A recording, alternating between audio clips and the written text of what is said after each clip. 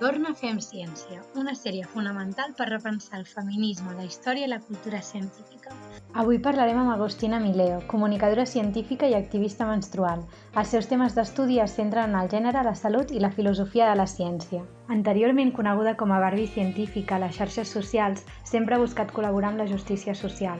Actualment té la seva pròpia web amb material molt complet on hi destaquen els llibres que ha escrit, articles i l'estreta col·laboració amb Ecofeminita, especialment en la coordinació de la campanya Menstruació per la lluita de la salut menstrual. ¿Es la historia de la ciencia y la tecnología sexista? Bueno, yo creo que ahí justamente estamos viviendo con un error conceptual que es bastante amplio en los feminismos, ¿no? Como que ahora vemos un surgimiento muy fuerte de las pseudociencias que está avalado por varios sectores del feminismo que justamente lo que dicen es que las ciencias son patriarcales. Y acá hay un movimiento de esencialización, ¿no? Como si ser sexista fuera algo inherente a la ciencia, lo cual le da una naturaleza fija. En realidad, que las ciencias sean sexistas, perdón, que las ciencias tengan sesgos sexistas, no quiere decir que sean sexistas, porque los feminismos justamente estamos contra todo esencialismo. Es una parte fundamental de la teoría feminista que las cosas no tienen esencias fijas, ¿no? Porque, digamos, así es que decimos que ser mujeres es una construcción identitaria muy compleja y no un set de características que nos viene dado asociados a ciertas características biológicas. Com s'hauria de commemorar la ciència? Què n'opines del Dia Internacional de la Dona i la Nena a la Ciència?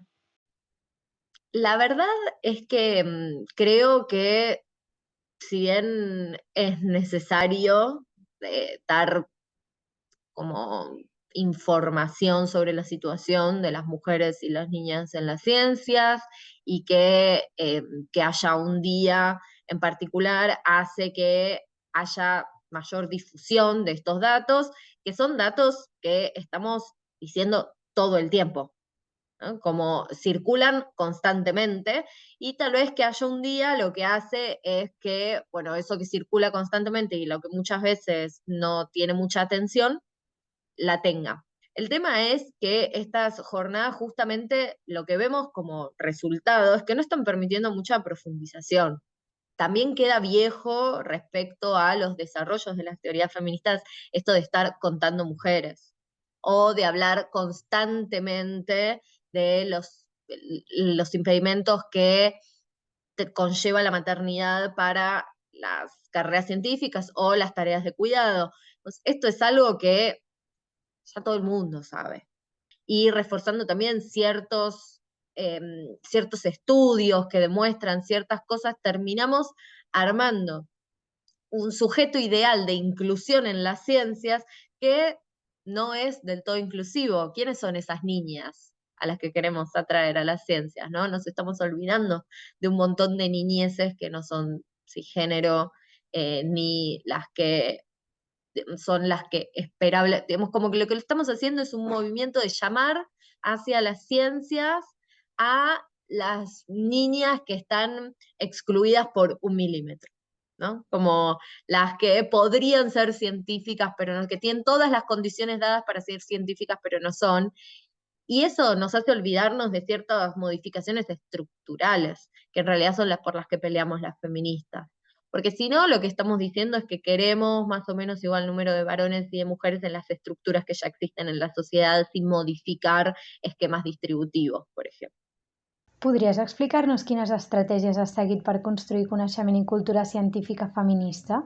Nunca me lo habían hecho después de que dejé el personaje de la Barbie, que fue este año, que la verdad a mí me dio muchas satisfacciones. En su momento nació como una apuesta por algo distinto, porque la comunicación pública de la ciencia en ese momento, sí lo que yo notaba era que requería captación de nuevas audiencias. Esto se ve en todas las encuestas sobre percepción pública de la ciencia, que hay una demanda preexistente que está cubierta, pero lo que es difícil es captar públicos nuevos. Entonces, yo ahí, por cómo eran las dinámicas de las redes, yo lo que veía era que por ahí se necesitaban cosas más simples, ¿no? Como que las noticias científicas circulaban, había medios de divulgación científica, de comunicación pública de la ciencia, pero en general estaban en inglés.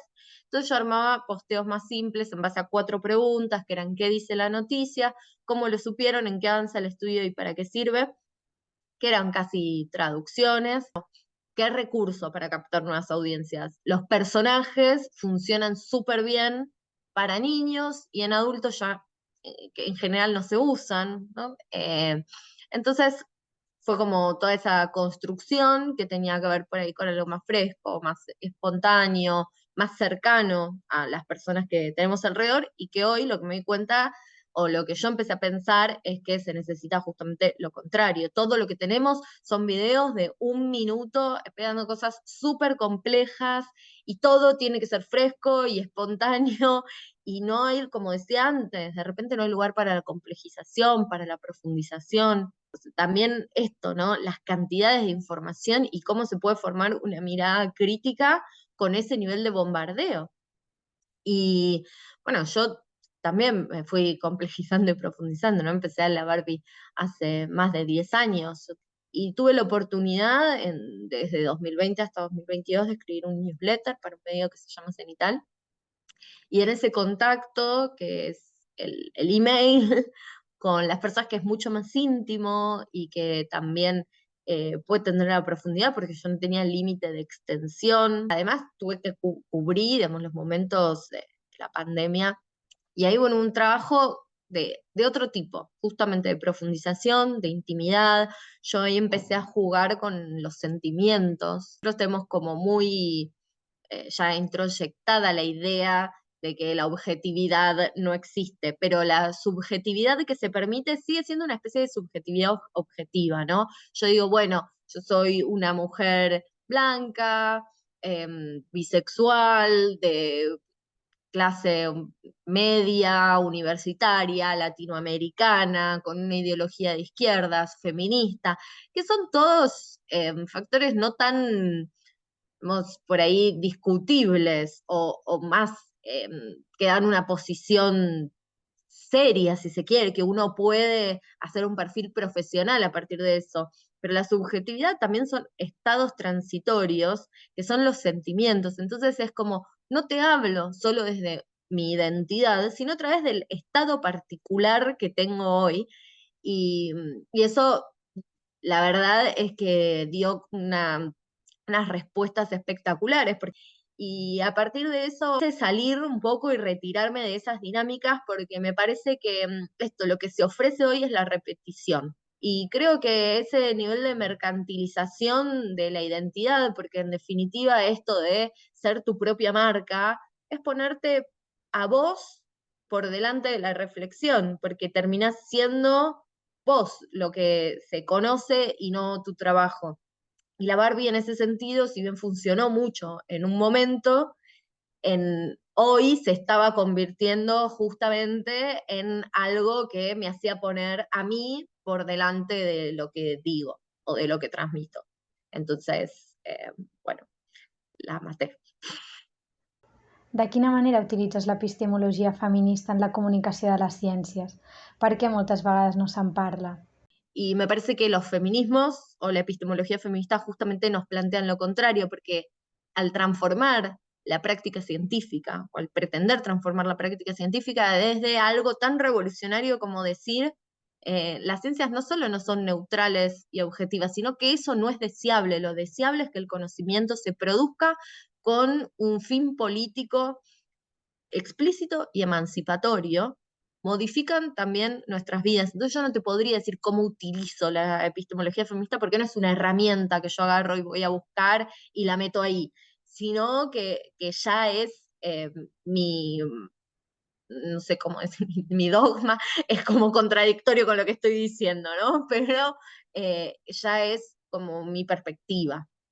A ver, hay cosas que uno no elige, como que tienen que vender su fuerza de trabajo en este sistema para vivir. Otros trabajadores de la comunicación pública de la ciencia, este tipo de contenidos o de visiones en los medios en los que trabajan se los vetan y bueno, tienen que trabajar.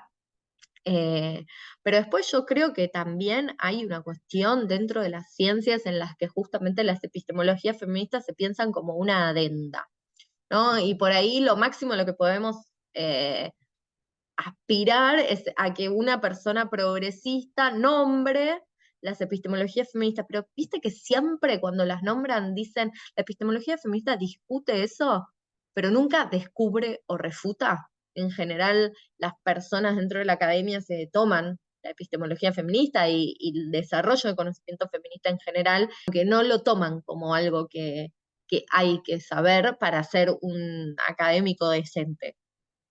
Decente en términos no solo morales, que sí, pero decente en términos es 2023, ¿no? Y llevamos muchas décadas de epistemología feminista que justamente han dado otra visión de las ciencias y han refutado con creces las visiones tradicionales. Quines diferències trobes a l'hora de comunicar ciència a Argentina o Amèrica Llatina? Sí, obviamente tenemos otras miradas hacia lo sistémico. Somos menos complacientes, me parece, con el funcionamiento eh, neoliberal. A la vez también tenemos em, muchas más trabas eh, a la hora de vivir de lo que hacemos. Yo creo que no sé si conozco a alguien que viva de la comunicación científica. Es cierto que, bueno, los movimientos populares feministas latinoamericanos son muchísimo más grandes que los europeos o los estadounidenses. Entonces, para comunicar ciencia feminista, nosotras tenemos mucho más apoyo de una tradición popular, de gente en las calles, de un movimiento mucho más amplio que comprende muchísimos estamentos de la sociedad. Entonces, ahí sí veo una gran diferencia. A Argentina, la lluita i l'activisme per l'avortament han tingut una gran importància. Com es van interrelacionar el feminisme i la comunicació científica en aquest tema en concret? Fue una gran oportunidad de comunicación pública de las ciencias porque todo el mundo tenía a mano los datos, las perspectivas, los argumentos, los fundamentos, y eran argumentos y fundamentos de consenso dentro de las comunidades científicas. Veía los debates en el Congreso y nos compararon con todo tipo de animales, algunos ni siquiera mamíferos, o sea, como cosas que, que eran rarísimas. Era un desastre, no se sostenía por ningún lado lo que se decía. Y justamente tener que lo que en lógica se llama invertir la carga de la prueba, tener que invertir, digamos, lo que está sentado en el sentido común, hace que tengas que refinar muchísimo tus argumentos, y ahí todo el mundo aprendió, creo que de estadística, de derecho, de filosofía, de salud pública. Así que en ese sentido, justamente quienes peleamos por la legalización de la interrupción voluntaria del embarazo, nos basamos por entero en la producción de conocimiento. Podries parlar-nos de com a partir de la menstruació és unit la ciència i una lluita feminista popular? Yo soy activista menstrual. Argentina es el primer país latinoamericano en tener leyes de provisión gratuita de productos de gestión menstrual.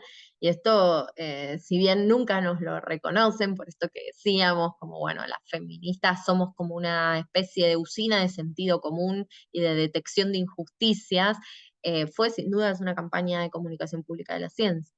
Todos nuestros argumentos y los fundamentos para que justamente se viera que el hecho de menstruar implica desigualdades materiales concretas y que eso se basa en las ideas de inferioridad que tenemos acerca de ciertos cuerpos, requirió muchísima producción de conocimiento. Nosotras, por ejemplo, hicimos un software para poder estimar los costos anuales de la compra de toallitas y tampones, desde un scrapper que busca muchísimos precios en una página que tiene el gobierno, que reúne precios de todo el país, y ahí hubo que hacer una metodología estadística para ponderar todos esos datos por provincia y después para esto generar un promedio nacional, hasta estudios de epistemología feminista en los que mostramos cómo las figuras retóricas acerca de la menstruación y las metáforas que se utilizan y los eufemismos